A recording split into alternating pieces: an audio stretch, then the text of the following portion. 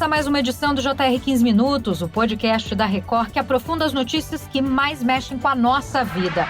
A informalidade no mercado de trabalho atinge hoje mais de 39 milhões de brasileiros, segundo dados recentes da Pesquisa Nacional por Amostra de Domicílios, a PNAD, que é do Instituto Brasileiro de Geografia e Estatística, o IBGE. Isso significa que mais de 1/3 dos 103 milhões de trabalhadores do país estão sem carteira assinada ou CNPJ.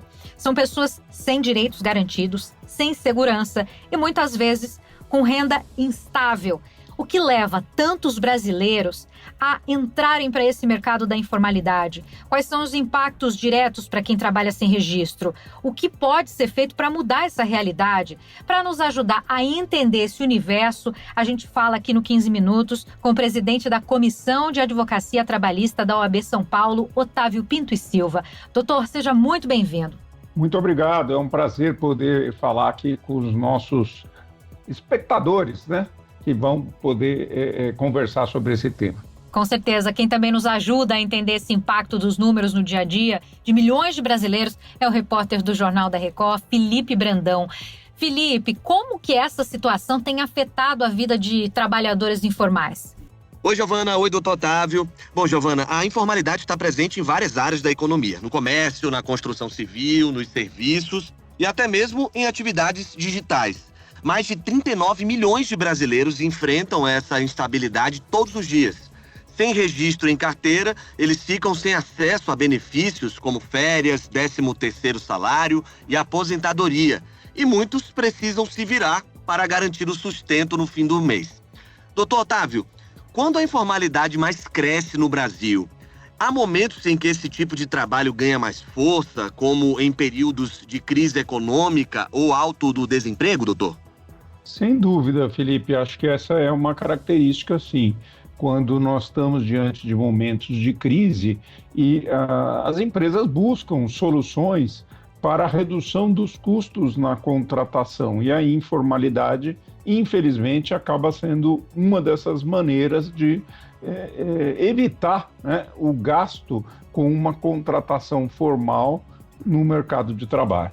Doutor, pelo critério do IBGE, a taxa de desemprego no Brasil está em 6,5%, que é um dos menores patamar desde o início da série histórica, né? Ainda assim, será que esses números refletem a realidade do mercado de trabalho ou são apenas aparentes? Giovana, refletem sim uma realidade do mercado, mas tem um dado que é importante, que o IBGE, quando faz essas pesquisas, ele leva em consideração o índice de desemprego e leva também em consideração aquilo que o pessoal da estatística chama de desalento, né? O que é o desalento? É o trabalhador que nem está mais procurando emprego, né? Então, quer dizer, ele nem entra com uma estatística de que ele está desempregado, porque ele não está mais procurando, né? E muitas vezes nós vamos encontrar trabalhadores que estão, sim, executando algum tipo de atividade, então, teoricamente, eles estão ocupados, né? Só que não tem um registro formal. Esse é o grande problema aí desse mercado de trabalho, porque muitas pessoas estão a trabalhar como, por exemplo, microempreendedores individuais. E não quer dizer que eles tenham uma renda para poder se manter e manter a sua família com dignidade. Perfeito. Então, quer dizer, o IBGE trata, sim, dessa questão e nomeia, inclusive, dá um norte, né, para a gente tentar entender, porque coloca os trabalhadores informais dentro da estatística, né, doutor? Agora, há setores que são mais propensos a essa informalidade, como comércio, construção civil, serviços domésticos. Como que a informalidade se distribui entre os setores da economia e por quê? A informalidade acaba se espalhando por todos os setores da economia. Não há dúvida em relação a isso. Especialmente, eu acho que a gente tem uma repercussão grande na área de prestação de serviços, né, em que se buscam alternativas para a contratação sem a formalização via CLT, né? Também no mercado doméstico a gente vê bastante isso, né? Basta a gente pensar aí na figura das diaristas, né, que acabam não sendo contratadas como empregada. A lei estabeleceu aí um mecanismo, né, que se a pessoa trabalhar até 2 vezes por semana, ela não precisa ser contratada com um registro em carteira, né, no âmbito doméstico. Então, há muitas pessoas que acabam trabalhando nessa condição de diarista, vai numa casa um dia, na casa outro dia, né, e não tem um emprego fixo. Enfim, quer dizer, são alternativas que o mercado buscou e que as pessoas se adaptam a elas, né, tendo em vista que são essas as oportunidades que aparecem para trabalhar e conseguir receber aí algum dinheiro, alguma remuneração. Bom, doutor Otávio, quais os motivos mais frequentes que levam uma pessoa a trabalhar sem o registro? Olha, a gente ouve dizer que hoje o brasileiro não quer ter um registro de carteira, não quer ser empregado, né, que a juventude prefere um trabalho de outras maneiras, que não como um seletista. Mas eu acho que não é muito verdadeira essa afirmação, não, né? Todo mundo, se tiver a oportunidade de trabalhar com um salário fixo, com benefícios como férias, 13º, fundo de garantia, todo mundo vai ter interesse nesse tipo de contratação. Então, eu acho que essas alternativas, elas surgem mais como necessidade mesmo, né? Entre ficar em casa sem ter nenhum tipo de trabalho, nenhum rendimento, ou buscar essas fórmulas alternativas que o mercado informal oferece, muitas vezes a pessoa escolhe o mercado informal, mas não que ela não queira ser uma empregada formal na base da CLT, mas sim porque é o que aparece. Vou aproveitar esse gancho, doutor, e trazer um assunto aqui, que é o seguinte: eu tenho visto bastante nas redes sociais temas justamente ligados a isso. Então, de pessoas que dizem, olha, meu filho acha que ser CLT não é algo positivo.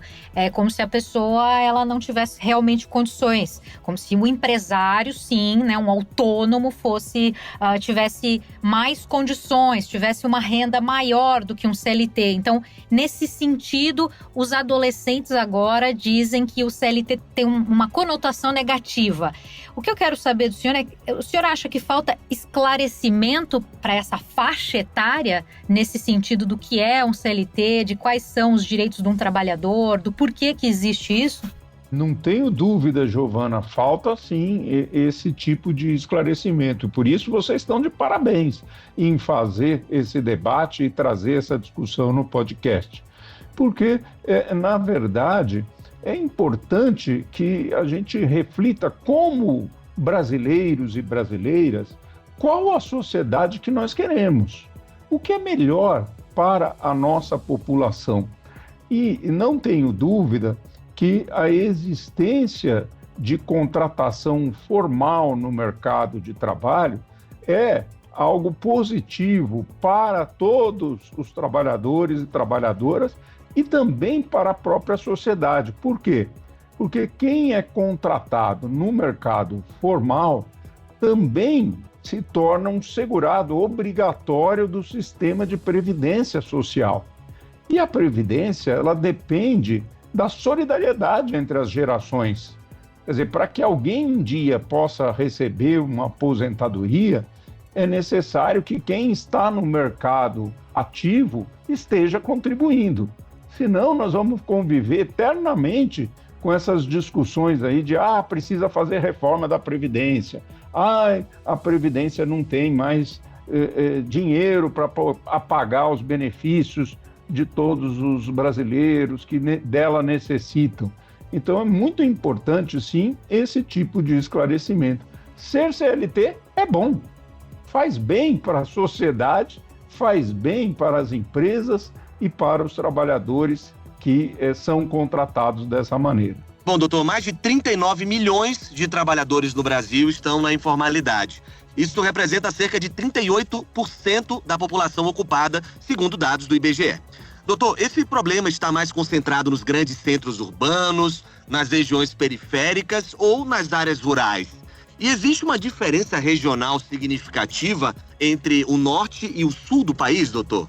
Olha, o problema ele está disseminado em todo o território nacional, mas sem dúvida nenhuma, nos centros urbanos, nós temos, sim, índices elevados de informalidade, até porque nos centros urbanos existem mais oportunidades que são oferecidas, né? E se a gente pensa, por exemplo, uma comparação aqui, eu estou aqui na cidade de São Paulo, né? Aqui nós temos muito mais ofertas de oportunidades no setor informal do que em outras regiões no país.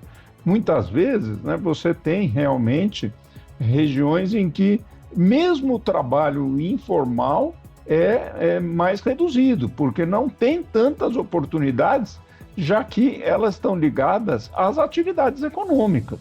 Então, quer dizer, se você tem uma região com menor atividade econômica, com menos empresas, menos oportunidades, é claro que até mesmo o trabalho informal vai ser mais reduzido. Então, há infelizmente, essas correlações, né, entre o nível de atividade econômica e as oportunidades que o mercado oferece.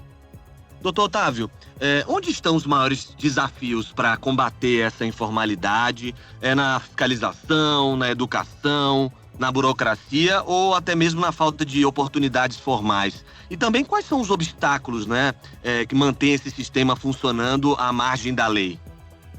Olha, eu acho que, sem dúvida nenhuma, a oportunidade de trabalho é algo que surge a partir de desenvolvimento econômico. Então, não há dúvida que a necessidade de investimento, né, das empresas para a criação de novas oportunidades, incentivos do Estado para que essas atividades possam se concretizar na prática, né? Mas também há esse aspecto da falta de fiscalização, porque o Brasil é um país enorme, né? Se a gente pensa a quantidade de empresas e a extensão territorial do país, fica complexo para o Estado brasileiro conseguir fiscalizar todos os locais de trabalho. Pensem, né, é preciso a gente pensar que a grande maioria dos empregos está em micro e pequenas empresas. E que não tem como o Estado estar em todos esses locais. Doutor Otávio, para a gente encerrar, o senhor poderia apontar ou alguma cidade ou algum estado que conseguiu, de alguma forma, reduzir a informalidade com iniciativas inovadoras? Olha, eu acho que a capital aqui em São Paulo, nós temos, sim, iniciativas inovadoras, né?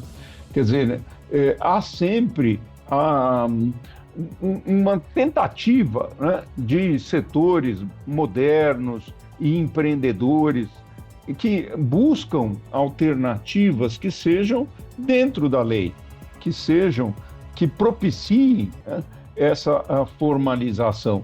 Quer dizer, São Paulo acaba sendo uma vitrine para o Brasil inteiro, mas nós vamos encontrar tanto de um lado quanto do outro. Esse é que é o problema, né?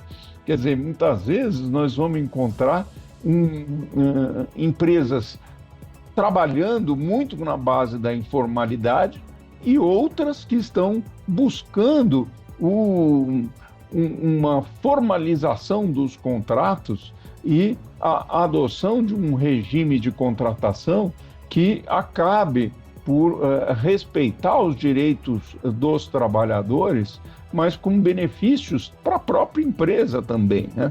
Termina agora a edição 1142 do podcast 15 Minutos. Eu agradeço muito pela participação do presidente da Comissão de Advocacia Trabalhista da OAB São Paulo, Otávio Pinto e Silva. Muito obrigada, doutor.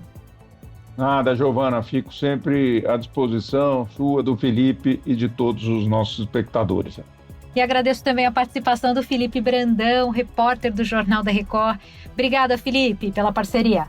Obrigado, Giovana, pela parceria. Obrigado também, doutor Otávio, pela participação e até a próxima.